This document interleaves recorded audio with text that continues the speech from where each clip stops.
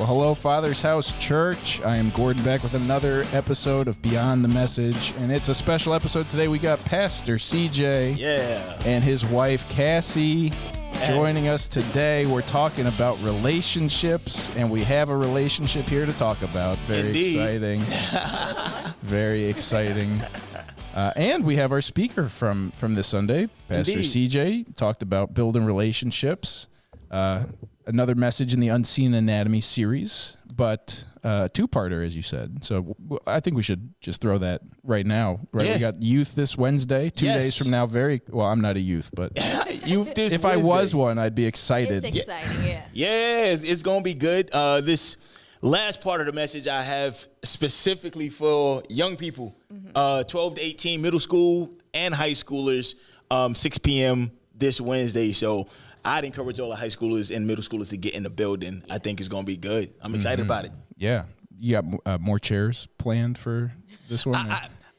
Less chairs, more bags. This one will be using bags. Okay. This one we're going to bring the bags out. Yes. All right. I like that. All right. And Cassie, thank you for joining us. Anytime. Wife of CJ. It's me. Anything you want to say as we kind of get started here?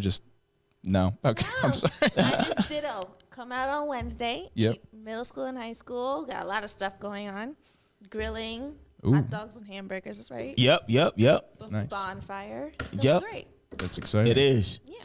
All right. Well, let's get into it. We're just going to jump right into the relationship counseling of this podcast. That's what we're doing today. No. But it was a great message this Sunday talking about building strong relationships. Yeah. Something that I think we all kind of struggle with, not even just with ourselves. I know you were kind of talking about how sometimes it's easier to do the Jesus part of the relationship. Yeah. But like that can be hard too. And we talk about that a lot on this podcast, the difficulties in really seeing our walk as a relationship with God. Yeah. And I think that when you talk about building strong relationships with other people, if you don't have that understanding of your relationship with God first, absolutely, like nothing you said is going to connect after, 100%. So what do you think about, do you want to expand on that a little bit or? Yeah, no, I mean, like, I agree. I tend to agree 100%. The only reason, and not to jump around, but the only reason that I'm more comfortable showing up as myself now is because I understand that is who God created me to be. Yeah. Right. And there was intent and purpose behind who he created me to be. And that's something you can only find. That goes back to an identity conversation that we have in knowing your identity in Christ, being confident and comfortable in who he made you, and what the purpose and reason he made you that for. And when you know that and confident in that, it gives you confidence to step forward and show up as yourself. But if you're shaky on that and you kind of don't know and kind of iffy, and I touched on it a little bit when I was talking about the lion and the lamb being bold and humble. And I know some people who would lean more towards the humility side, or I go even further, they get more to the shy side. I'm like, I don't have that in me. I'm like, no, yes you do. We all have it in us, especially if you have the Holy Spirit who gives you boldness. Right. And so I agree 110%. Well, thank you. 110%. I'll take that. Gordon preach next weekend, next Sunday. Hey. Well, I think it's something that needs to be talked about that you kind of touched on there. That idea of identity versus like personality versus, the way we, again, on this podcast, we kind of talk a lot about how society sort of perverts the truth of God, you know, and what that idea of like just be yourself has become as far as society is concerned. And it's like, there's a difference between knowing who you are as a child of God and being confident in your personality and like the way that God's made you, but at the same time still understanding like, again, what that identity means and the calling that's placed on it, and that there are still things that like we're called not to do. Oh, absolutely. And I feel like it's tricky territory to preach a message like this, and I think you did a great job covering it and kind of explaining it, because it's so easy for someone to walk away just like, well, I can do whatever I want then because that's who I am. That's big, you know.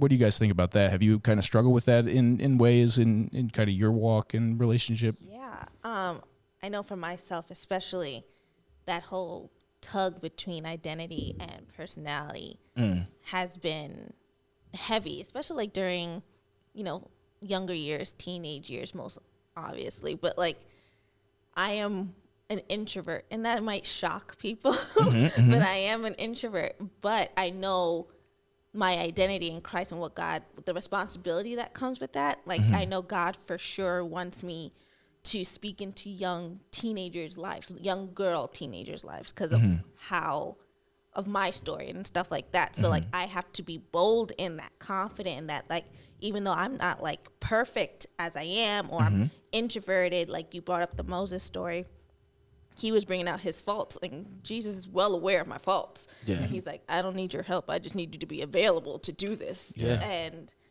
that has been a struggle for me. Like, I don't show myself grace in that area, or I think I could or hide behind my personality and be like, well, I don't think you got that right, Jesus. Like, that's cute, but no. Yeah. If you really know me, you know I'm an introvert, so I'm gonna go this way instead. So that's definitely been something I've dealt with. Yeah. But And if I could piggyback on that a little bit, when it comes to even like that personality and identity thing, I think it plays into the whole that feedback thing that I was talking about, like being able to like receive feedback. So when I think about it, like I'm thinking about it in a sense where you have to understand that I have to understand that I am who I am, but I'm not all I can be. Yeah. And if you understand that, I feel like that helps, gives you the balance of boldness. Listen, I am who I am. I am who God called me to be. But don't get too happy, because you still got a long way to go. Yeah. And I think just having that balance, I think it's a game changer. Yeah. Yeah.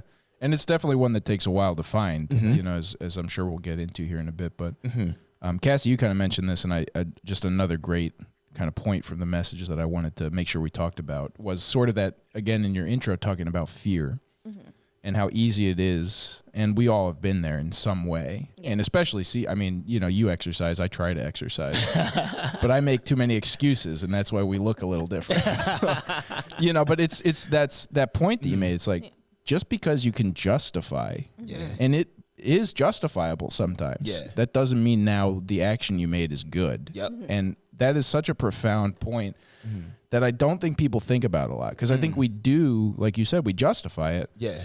And therefore, because it's justified, then it's defended. And so I don't have to be accountable for that decision. But really, you do. Yeah. And you ultimately will. And like you just said, you're not, you are who you are, but you're not who you could be. Yeah. And how much that is holding all of us in some ways back is such a big thing to really be thinking about. And fear especially is something that's talked about so much in the New Testament, of like, don't let this have control over you, because that's exactly what they were dealing with, this fear of persecution, death in the face of their faith, but being called to kind of confront that and go forward. Yeah. So I just thought that was a great point. Yeah. And even like touching on a fair point, I received a text after the first service just asking me to touch on like a person who's like introverted. And like what happens like if a person is like introverted and they feel almost like paralyzed to the point where if they try to initiate relationship, or maybe they've tried before but they just, it's like I kind of like can't do it kind of thing. And so that got me to thinking about that whole fear point. And I wanted to make it clear that even myself at a point, and that's why I try to make it clear at first that, listen, I'm a person who currently loves relationships, currently loves talking to people and going out with, hanging out with people and stuff like that.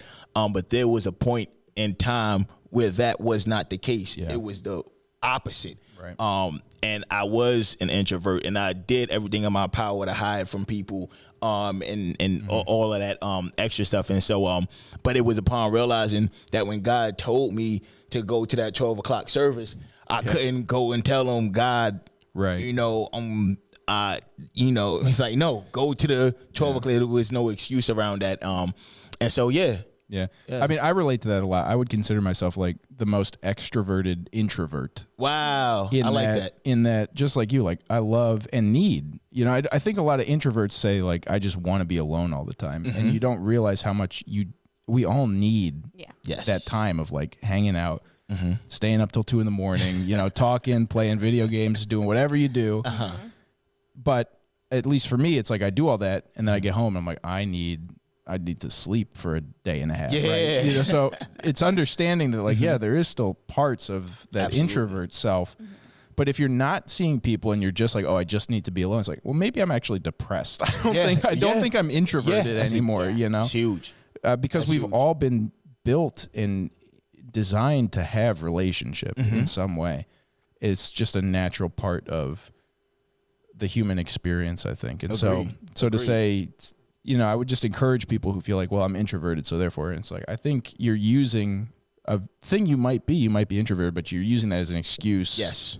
And really probably misdiagnosing like something actually that's keeping you from wanting to do that. Absolutely. And it's definitely still exhausting. I don't think you magically just love seeing people. Oh, no. It definitely costs. It definitely costs. But it's worth it. CJ used to say, like, way back, he'd be like, relationships are an inconvenience. If nothing else.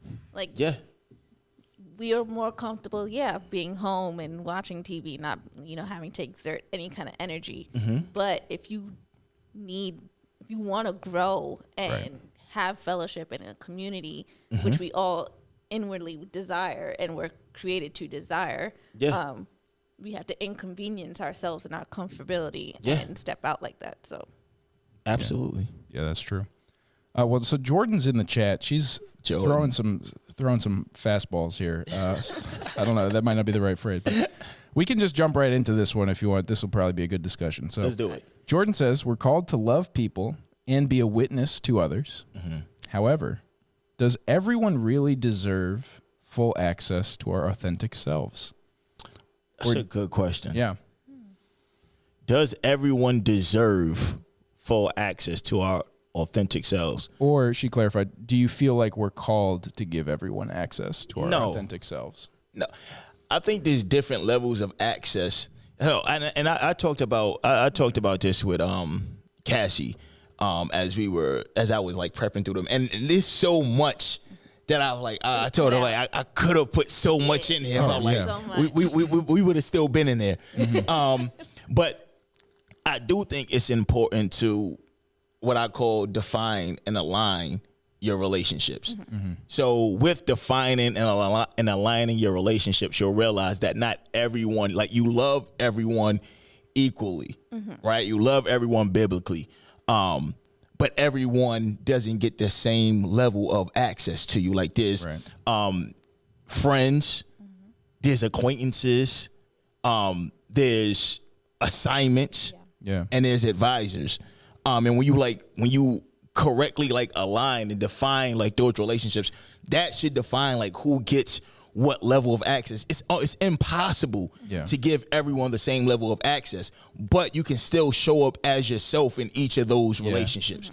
Well, I would say to that, I would answer the same way and say it's not that you're like, say we're meeting for the first time, or you're like a horrible person. I don't know, whatever, Jordan. The kind of people that we're really asking this question about. Yeah.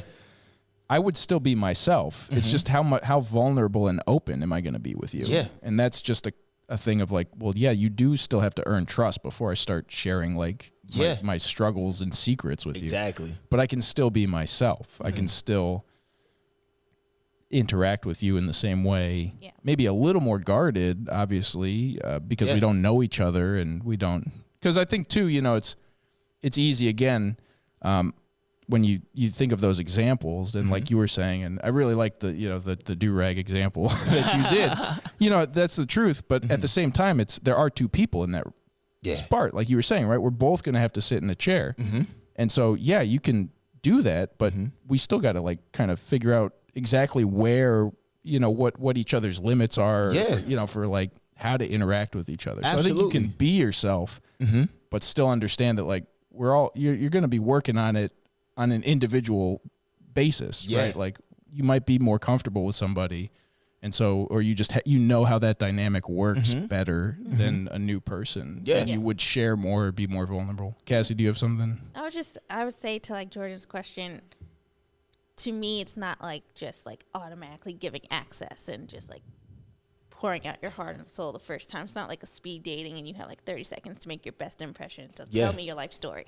I think it's just more so about like just having the opportunity and giving them the opportunity to know you. Yeah. And seeing that you're bringing forth your full self and your vulnerability and stuff, not like your life story. Yeah. But just giving that opportunity is major. And to piggyback on that, kind of like two things. One, recognizing that authenticity and access are separate, right? Authenticity and access are, I look at it as two separate entities. Like I can be authentic without giving you full access. And I think that's a necessary and healthy balance to have. Right. The other thing is when it comes to authenticity, you being authentically you isn't only for them. Right. It's also more so for you. Yeah. Because again, like, and I go back to the whole code switching and the do-rag example and stuff like that. It's like, how much is it costing me not to show up as my authentic self? For whatever reason, I'm not doing it. There could be a myriad of reasons why I'm not doing it, but for whatever the reason is, I'm not showing up as my authentic self, and I go home at the end of the day and I'm drained because of it. Right. And I'm looking and I'm searching for someone I can be my authentic self around, someone who I may feel comfortable around, like comfortable being my authentic self. I'm like, hold up, why can't I just be me all the time? God made me, I should be able to be me. Yeah. And so, that authenticity, again, and I could go as far as to say it may even be more for you than it is for them. Yeah, I think that makes a lot of sense. Yeah. I think that idea that, like you just said, you want to, you should be confident in who you are. And like, obviously, of course, like certain situations, like you're not going to normally wear a do-rag to preach on a Sunday. Exactly. You know? Like, of course, that's all there. But in the point is more like, are you putting on a mask? Are you trying to, what and why are you trying to appeal to, or why do you think that's what's appealing? I think is the better question to ask, because really what's appealing, and this is kind of this gets back to your kind of opening again, like with Jesus, right? He calls us to love God and others. Yeah. And it's like, that's what's appealing. Yes. I don't want to be your friend because you greet me in the correct way, right? Or you wear the right clothes or something. Yeah. I want to be your friend because like we connect on that deeper level of like, oh, this is a good dude, right? Like he is, and that comes from Christ. That doesn't come from how you present yourself, And I think that's where it's so easy to get caught up when, again, today especially, we're so obsessed with like image and whatever. I don't know. I'm not up with the lingo. You're the youth pastor. Fill in the blanks here. Image works. Yeah. Image works. Image works. Yeah. Right, thank you.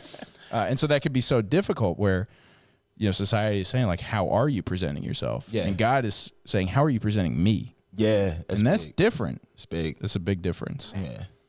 So what do we do? How do we, Cassie, you were saying, you are working with the youth girls in our church. And so like, how do you kind of, and CJ, you can answer this too if you have anything, but like, how do we approach that? Because we do have this like generation that's being raised by TikTok. And it's like, how do we kind of break down that without losing who they are?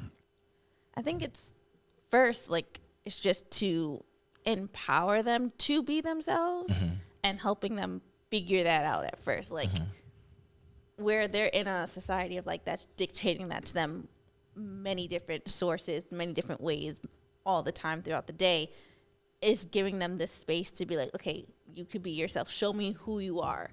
And just like asking them questions and let them tell us rather than us tell them. Let us be one less source telling them how they should present themselves to us, even in the church realm, and empowering them to do so. And then I know for like, even like for me, like just being like, I guess, a pastor's wife, like there's a whole stigma behind that that's unsaid that I have to like live up to and figure out what's said and unsaid kind of a thing. So like even for like me or the youth, like just giving them the space to figure that out and tell us who they are, what they're bringing, and then I guess kind of like mold it a little bit. Be like, that's great, love that about you, but this is like also this is where it says in the Bible, so like you're right on par, like you're not far off as you think. However the world has tainted that or misshapen that a little for you, no, like Jesus says you are fearfully and wonderfully made as you are. He loves this about you, this very thing that normally society would be like, oh, is taboo or whatever. Jesus loves that about you. And I think that's the way I go about it, especially with the youth. I think to piggyback on that, I think the most powerful thing we can do is show, and this sounds cliche, but to your point, is to show them and tell them who God says they, and what God thinks about them. Right. And what God thinks about you, like, what does it matter? I'm like, sure, whatever one of those things matters in some way, you feel that. But if God thinks this about you, and a lot of times all they have in their mind is what the world thinks and what the world says. And because of that, that's where they find their value. But to show them what God says and where your value truly comes from, that's where identity and value is. Your identity and value should be based.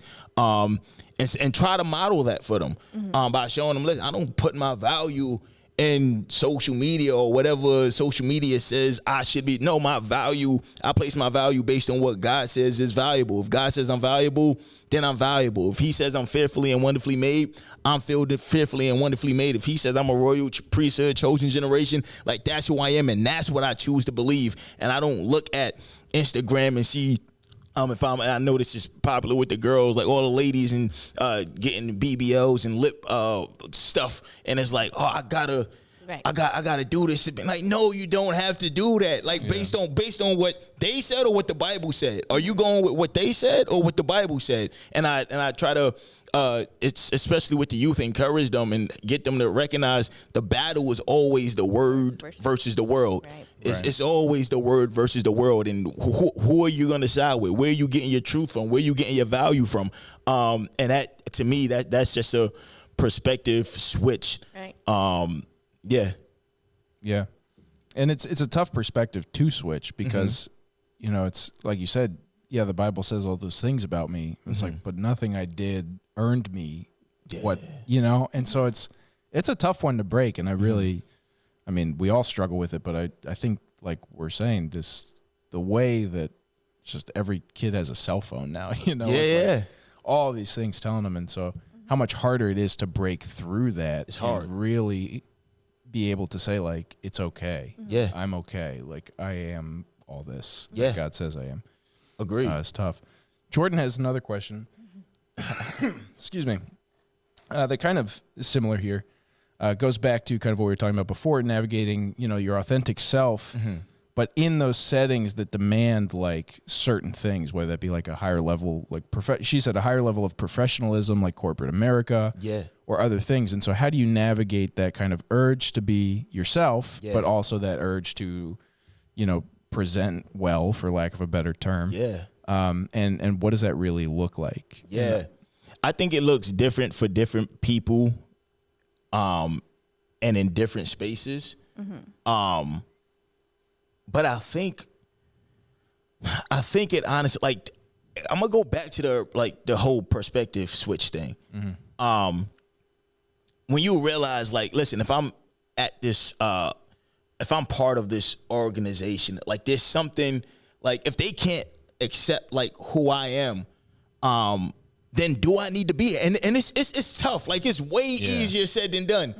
It's way easier said than done. And that's why even when I was speaking on Sunday, I'm like, listen, some of these skills have to be practiced. This isn't something you just show up one day and like, you know, I can do it. Like, whoa, like, well, and it's tough too. Like if you go into a boardroom, you can say like, Jesus said this is cool, and the guy at the head of the table goes, I don't care. You know, like I have my own expectation of, and so even figuring that out, like I don't care about your expectation. Sorry, you. No. Like it's true, and this is again, like this is something like I battle with. I think in different points I've talked about my past experiences working on Wall Street as a young black guy, coming from lived in the projects in Brooklyn and Lower East Side Manhattan and stuff like that, and then going in and I'm like literally like the only young black dude there, and I'm sitting around all these older white guys, and I'm like, and I'm trying to like talk like them, and I'm like, yo, this isn't working, but recognizing, understanding like I'm bringing value here too. Yeah. And I think a lot of times like we don't see, it goes back to the value thing. I don't think we all the time like recognize like our value, and we think in order to survive we have to like fit in, right? And we spend more time practicing fitting in than we do practicing standing out. And I think the more practice we put in standing out and just recognizing like who we are, that's the most value you can ever bring. Yeah. I think we bring most value by adapting, and you don't. You bring the most value by being authentic. And I think when you truly understand that, it helps. Yeah. I'm not gonna say it becomes easy. Careful with saying it becomes easy, but it helps. And sometimes you have to remind yourself of that every day, like who I am. And I'm not one who like say I do affirmations every morning. I'm sure there's probably some value to it. I don't do it. Maybe I should. Yeah. But I do reverse affirmations. Oh, you do reverse. Just like you're the worst. Get it together. And it impacts you, I'm sure. Yeah, I'm doing great. But I could imagine like waking up and saying, like who I am, who God made me to be, like has value. And this is the most value I can bring is to show up as my authentic self, regardless of what it may cost me, because it's costing me more not to show up as my authentic self. And I feel like when you recognize that, it changes the game. I think this generation's like better at that than we are. Yeah. When it comes to like, especially like corporate America or their jobs, like they're quick to be like, I'm not with it. That's true. Right. That's true. Like they put into practice their mental health days. Like I'm calling out. I need a mental health day. They don't take nothing these days. Back in the day, we used to be like scared to like ask for a sick day, like and not actually be sick. Like but like just I feel like one of the practical things to do I've never worked in corporate America per se, but like it's just to like exercise your boundaries. That's what this generation is doing. Like if you need to take your mental health days, take those.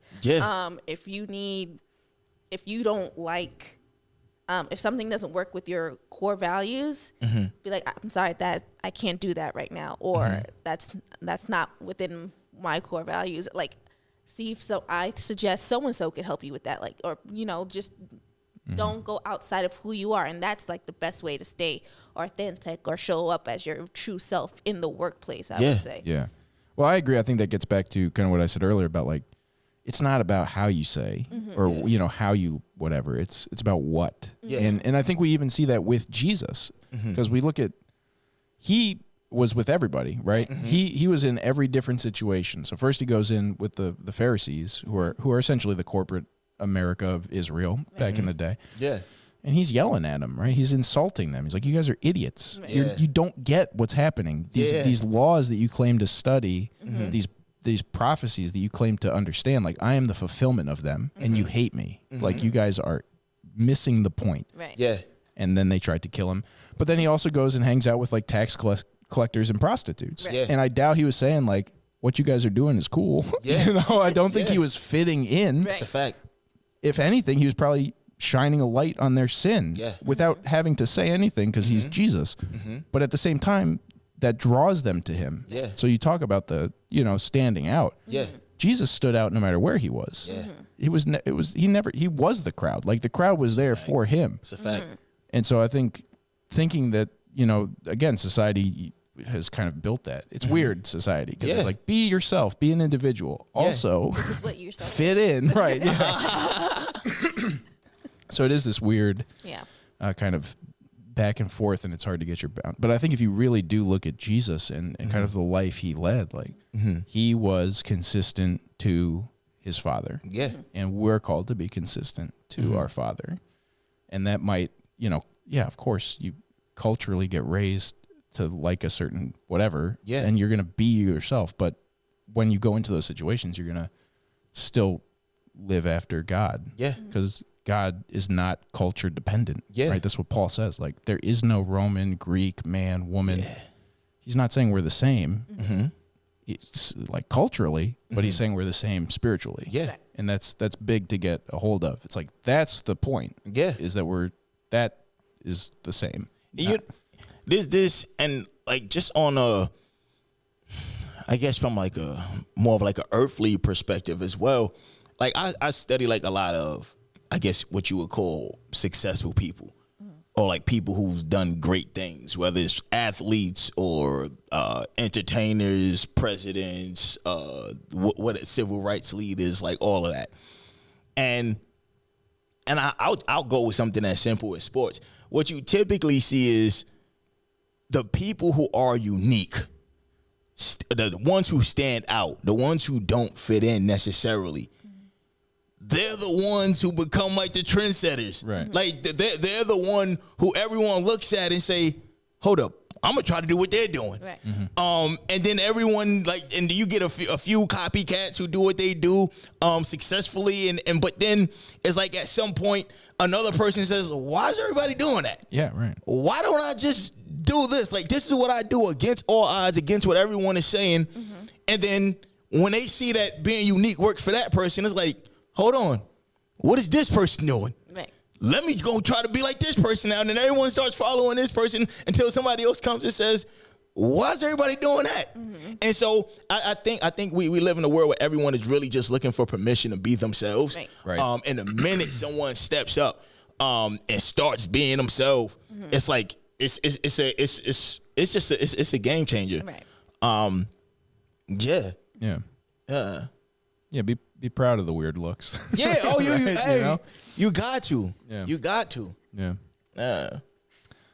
All right. Well, do you guys have anything else to add on that kind of topic, or should we get into the chairs? Let's get into the chairs. We got some chairs. Let's get into the chairs. I really liked I liked the illustration of chairs. I think that really makes it clear kind of the things you were saying, because you didn't have to use chairs to get those points across, right? Yeah. But that idea that it really does, like, because relationship requires so much of all effort from both parties, and it really does need to be that, like, it's not quick, right? Yeah. We're sitting down and we're gonna like have a discussion. Yeah. And just the three, the speak up, I think, what do you guys think? Maybe this is a better question. It's like, Yeah. between the speak up and the shut up, which one's harder? Whew, depend on who you are. Right. Well, yeah, right. So we have in your marriage, right? Yeah. We got you Oh, guys here. man. We got to use the opportunity we have. Yeah. For me, it's the speak up chair. That's hard for me. Yeah. I don't like speaking up. Yeah. I'll like in his illustration, he was going and saying like he'll be quiet. I'm the same one. I'll be chauffeur and grab the remote. I won't scoot over to the edge of the bed because that's just ridiculous. But I'll do passive aggressive. I'll be quiet. I'll bite my tongue until like I guess I explode kind of Yeah. a thing. But then speaking up is hard for me. I know that full well. Yeah.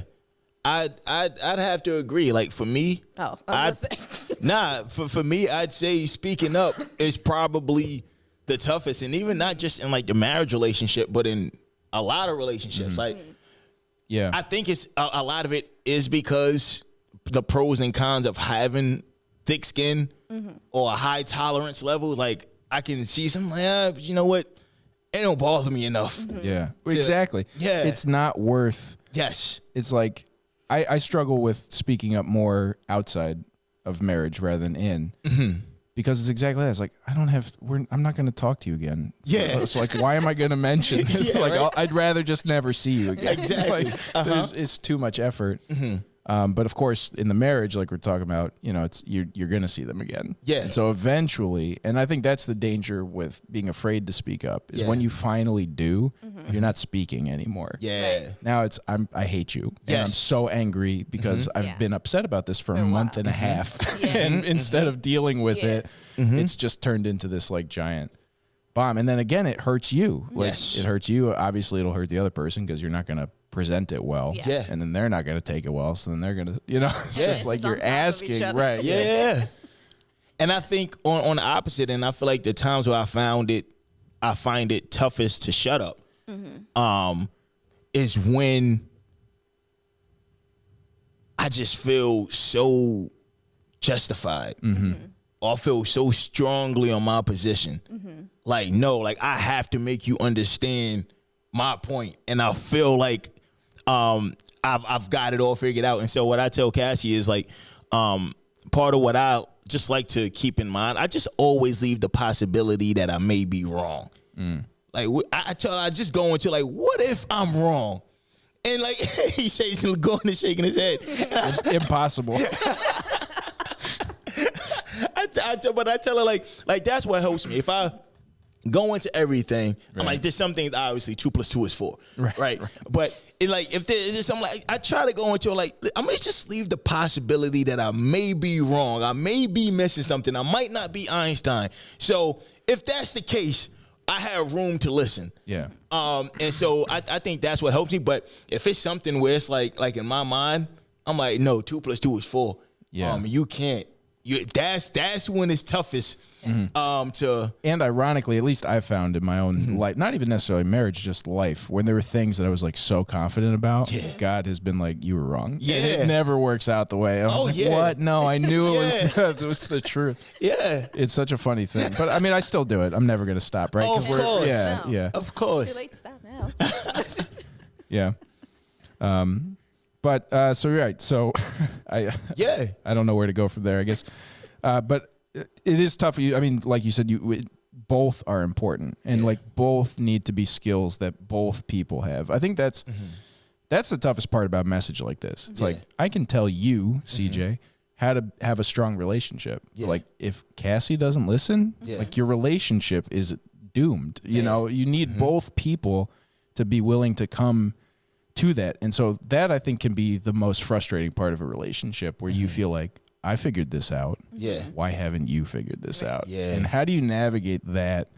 I mean, have you guys been in situations like that? Because I think you can both, different situations. Maybe you were the one who hadn't figured it out, CJ, Have you guys had something like that? How'd you navigate it? Yeah, man. Oh, absolutely. Man, I feel like this is going to go into like a total different conversation, man. That's fine. That's fine. This may even be part of what I speak about a little bit on Wednesday. Perfect. I'm not even sure. It's a good preview. But part of what I tell her is, this is where I see the importance of working on yourself. Right. Like doing the hard work you need to do for you, because you cannot control what happens outside of you. All you can control is you and what you do. And I think sometimes we could go wrong, like trying to do the right things for an expected result, as opposed to just doing the right things because it's the right thing to do. And also just like, I used to tell her this like all the time, like what happens if what I'm expecting from her never happens? Right. Like what if she never changes? Or for her, like, what if I never change and never do that thing she's expecting me to do, or she never does that thing I expect her to do? And am I going to be mad for the rest of my life? Yeah. Or do I go work on myself and like, why is this thing upsetting me this much? It's something that I can't control. Why is it upsetting me this much? And it may, if it never changes, like I said, am I comfortable with just being mad the rest of my life? Or do I figure out how to live regardless? Right. Do I figure out how to keep doing the right thing regardless? And like, I think for me, I think, man, I forget what the question you initially asked, but for me, like that kind of like helps. I'm like, listen, I'm gonna just, if I need therapy for me, I'm gonna go to therapy for me. If I need to practice sitting in a shut up chair for myself, I'm gonna practice it for myself. And I feel like that you always find like this as another level you can go to, especially when you're talking about that shut up chair with humility. Oh my goodness. Like you'll find like there's levels of humility. It's like, all right, now what if you say it for the 60th time and still nothing? Yeah. Is that the point you turn up? Or do you continue to be, do you continue on path of humility. And it's like, man, like this thing is again, it's hard, but it's definitely worth it. I don't know what you wanted to add to that. The shut up chair is just like some people think, like, the speak up chair is the easiest chair. I get to like speak my mind, I get to vent, and you got to sit there and take it. Right. The shut up chair takes just as much strength, as much as humility, as much of boldness than I could only imagine. So like you said, like if you were doing something, or like if I wanted you to do something and you never did it, I got to be the one to uphold the integrity of the relationship. Now, Right. like, I still got to continue to do what I know is right for the relationship. Not right for me personally, I would say, but like for the better of the relationship, like I'll continue to do it. Like we had a conversation one day, just a random example of like, I think Dee and Eric brought it up about closing cabinets. Yeah. Okay. And one spouse doesn't like to close cabinets. And I sat there and asked each other, like, okay, so if I want all the cabinets closed, and you know that, and you won't close it, why won't you just close the cabinet to make me happy? And he's like, if I never did it, like, then what? He's like, then you would close the cabinets. I was like, why do I have to spend my life closing cabinets? Yeah. But like, obviously, like I would do it for the integrity of the relationship, or like just not fake peace now. Right. Like you were touching on in the sermon, Yeah. not to keep fake peace, but to uphold the integrity of doing what you know you're supposed to do, even if no one's watching, even if you're not getting the outcome you want. Like that's not. Yeah. I agree. Well, and that's the key, right? Like you just said, it's not for a fake peace. It's like a genuine, like, okay, I'm going to do this. He should have done this, Right. Yeah. but okay. Right. And you joke about cabinets, but I mean, there's some bigger things that happen. Yeah. And I think every relationship is like that because, of course, we go into it with expectations that may not get met. And it's funny because, of course, it's so easy. You always want to point the finger. But then, like, you look at Paul's writing, he doesn't write much about marriage. But what he does write is husbands, love your wives. Yeah. Just do that. He doesn't say make your wives do the things you want them to do, right, to make you happy. And same with women, right? Like, respect your husband. He doesn't say make them love you. Right. Yeah. You know, the call is on each of us individually. And then when we look at it at a broader level of like Jesus, talk about loving people who don't do anything for you. Right. Like what expectations? Right. God had what expectations? Like, don't eat this fruit. Right. Yeah. That's And we it. let That's him it. down That's too. it. Yeah. One expectation. Yeah. And then now we just have an eternity of however long you go back to Adam and Eve. Yeah. And then we just have a Bible full of missed expectations. Yes. And yet he still went and died for us. And it's like, yeah, I can't do that. It's so hard. It's so, because like you're saying, it's like, this is my life. It's my whole life. And now you want me to just be okay with not like the perfect life that I had envisioned for myself. And even to your example of like the Bible says, husband love your wives and wives respect your husbands. Like the demand is different for each of us. Like we don't have the same demand, the same calling, the same purpose of love or how to just demonstrate love to the other person. So like that's even the same in like just any relationship. Like you have this responsibility to show up as your true self, regardless if they don't. Their calling is different. Maybe their calling is to sit in the shut up chair and not show their true self, like, or not speak up right now, and not like combat everything that comes out your mouth or whatever. In due time, you'll switch and they'll get to do their calling and stuff. So that's like in every relationship, there's just difference in fulfilling that. Agreed. All right. Well, we are pretty much out of time. Yeah. So do you guys have any last minute those any last minute marriage tips, shut up chair tips? Listen, sit down, show up chair. I tell everybody, those three things have helped me not just in marriage relationship, but also in just like my friendship, like relationships, and just like even one quick thing I'll share is like when I first came out to Rochester, and I didn't have like community and stuff like that. When I first started building real community, it included those three steps done. And because what I had to do, I tell Cass, like I go back to almost like my foundations. These three are like kind of like my foundations. well, like, Bill, I played basketball and stuff, and it's like, listen, if you just missing shot after shot after shot, go back to the foundational stuff. Shoot backboard shots, shoot free throws, and then you see the rest of the game come from there. And so I was like, all right, CJ, go back to the foundational things. Shut up, speak up, and show up. And so one of the first relationships I was able to build out here was with Mikey, who helps out with the youth and stuff like that. And so when I sat down with Mikey, I'm like, listen, I'm not coming into this sit down as some other person. I'm coming as myself. We're going to have a conversation. And so the first thing I did, I just asked Mikey, like, yo, just tell me about yourself. And so I automatically hopped in the shut up chair. I'm not coming in here to like say anything.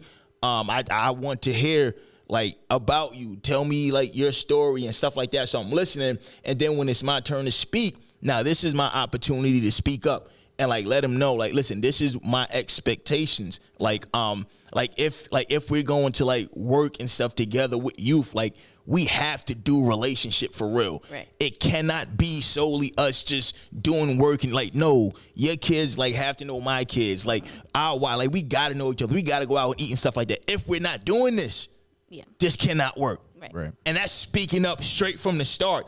And it's like 3-4 months later, and it's like it's almost like we knew each other for like 50 years, and we're hanging out and we're chilling, we're planning trips and doing all this extra stuff. I'm like, man, like this is great. I'm like, neither one of us showed up as a fake version of ourselves. Neither one of us held back when it was time for us to speak up, and neither one of us was speaking when it was time for us to shut up and listen. And I think those three things, it just changed everything. And so I encourage people, like, really think through those things. And none of those things are easy. I tell people this all the time, even when it comes to like the exercise and workout stuff. Like, I do not sell ease. Like, this is going to be, no, it's not easy. It's going to be tough. It's going to be difficult. It's going to be uncomfortable. And she knows, even when I was talking through like putting the do-rag on stage, I'm like, man, do I really want to do this? I don't know if I want to do this. Yeah. But I told him, like, I cannot, if I don't do it, if I don't address some of these things, then I'm not doing what I'm telling them to do in the moment. And so we got to do this. Yeah. And so I think although it's not easy, it's definitely worth it. So that's my last spiel. All right. Well, that's a good last spiel. So with that, we'll call it. Thank you both for joining us, for talking. Great message again, CJ. Thank you. This Sunday, I believe we're continuing the Unseen Anatomy series. Pastor Pierre? I believe so. All right. I believe Pastor Pierre will be preaching again. Excited for that. Tomorrow we have prayer, 6:30 a.m. in the Fishbowl. Wednesday night, youth. You guys are lucky you get to hear the second part of this message. Jealous. And we'll be back next Monday, of course, with another episode of Beyond the Message. Church, have a great week. We love you. Be blessed.